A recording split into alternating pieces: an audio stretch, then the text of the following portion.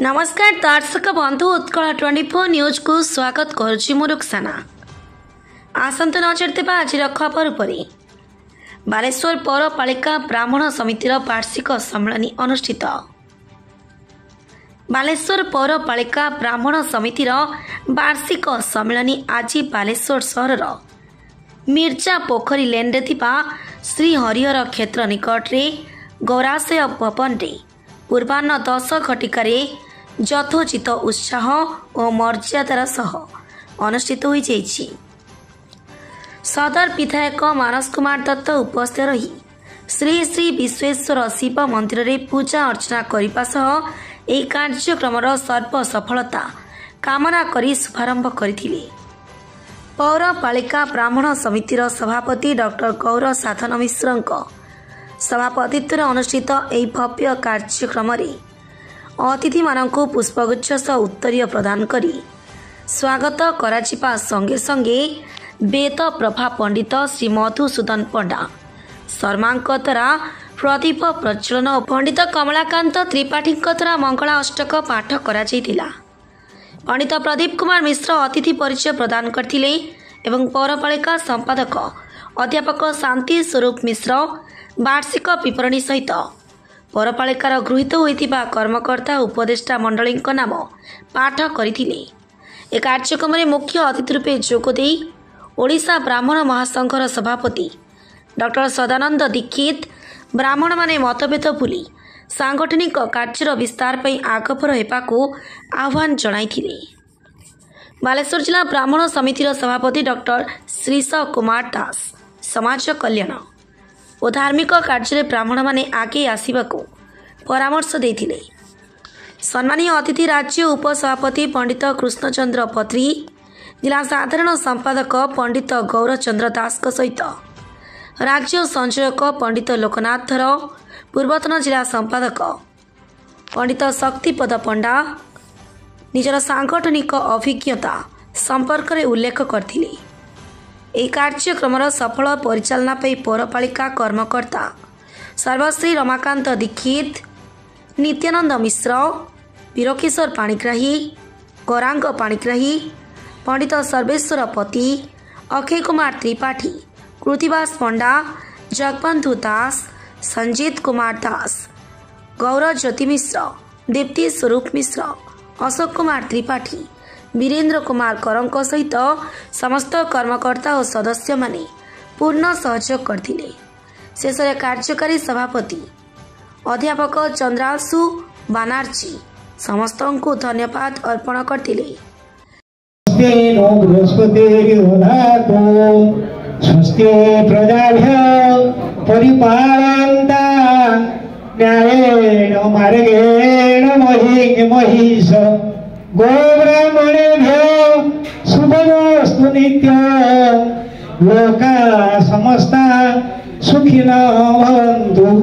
ताको द्वारा ब्राह्मण पूजा करे पुत्र पड़े किंतु जी पूजा करते आशीर्वाद तो भगवान पाक से भाया आंकर जो डॉक्टर सदानंद लेन श्री विश्वेश्वर शिव मंदिर निकटस्थ गौराश्रय भवन परिसर रामचंद्र निवास रे बालेश्वर पौरपालिका ब्राह्मण समितिर वार्षिक सम्मेलन शुभ अवसर में उपस्थित वरेण्य अतिथि सह समवेत राज्य और जिलार सम्मान्य अतिथि ब्राह्मण नारायण पंडित बुद्धिजीवी समाजसेवी सांबादिक सह समस्त को स्वागत और प्रणाम जनाऊँगी।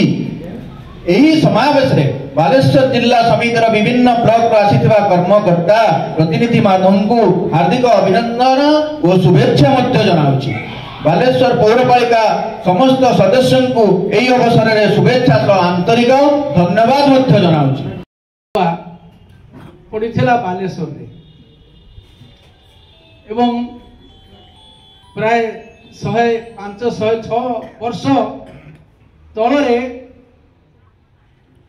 बालेश्वर जिलार ब्राह्मण माने चिंता करथिले जे गोटिया संगठन आवश्यकता अछि। से माने क्रांतदर्शी पुरुष माने अनुभव करि परुथिले जे आज नुहे काली यदि ब्राह्मण संगठन टे न रहे ताली ब्राह्मण जातिर अस्तित्व रहिबो नाही। 106 वर्ष तले ए प्रकार एक क्रांतदर्शी भूमि से जो अग्रदूत ब्राह्मण माने जो भित्ति प्रस्तर स्थापना करथिले आज आसी आमे डॉक्टर गौरसाधन मिश्रकर छात उपरे एक विशाल ब्राह्मण समाज उपस्थित होती आपण समस्त को धन्यवाद कृतज्ञता अर्पण करने संगे संगे डॉक्टर गौरसाधन मिश्र को एवं तांकर जो संगठक वर्ग को कृतज्ञता अर्पण करुछि। मुझे शांति स्वरूप मिश्र संपादक। जगन्नाथ महाप्रभु सबु सहंती आज्ञा किंतु पंडा मानंकु ब्राह्मण मानंकु जो माने हेय दृष्टि देखती गाली दियंती बा खराब दृष्टि देखती से सहंती नहीं। कारण जगन्नाथ को सकाळु उठाउथुबा दांत घसौथुबा वस्त्र पिंधौथुबा तांकु बेश पोशाक करुथुबा एवं रात्रि जाए तांको सहित रहुथुबा पंडाटीए सेवकटीए से सबू दिव्य ज्ञान आज्ञा। ब्राह्मण गोटे ब्राह्मण सकाळु उठिले से ठाकुर को दांत घसैवा पाखरु राति शुवा पर्यंत तांकर सेवा करुछि। तो जगन्नाथ सृष्टि रे ब्राह्मण मानक सबू समस्ते उच्च स्थान दिंतु। ये जो ब्राह्मण समाज आज आम मीटिंग होची यहीटा भी ही कहबी जे आम भितर एकता रहू एवं अन्य मानक समस्त को कहबी जे ब्राह्मण मानक न्यायोचित सम्मान दिंतु। मोर वक्तव्य एति कहबी जय जगन्नाथ जय जय जगन्नाथ। मु डॉक्टर सदानंद दीक्षित ओडिशा ब्राह्मण महासंघ राज्य सभापति। आमे ओडिशार समस्त ब्राह्मण मानक एकत्रित करी ब्राह्मण मानक राष्ट्र प्रति हिंदू धर्म प्रति जो मौलिक दायित्व एवं कर्तव्य रही से संपर्क में सचेतन कराऊँ एवं राज्यर विभिन्न स्थान में थिबा छोट बड़ संगठन गुड़ी एकत्रित करी ब्राह्मण मानक आमे तांकर आत्मगौरव एवं आत्मस्वाभिमान को प्रतिष्ठा करने सचेतन कराऊँ।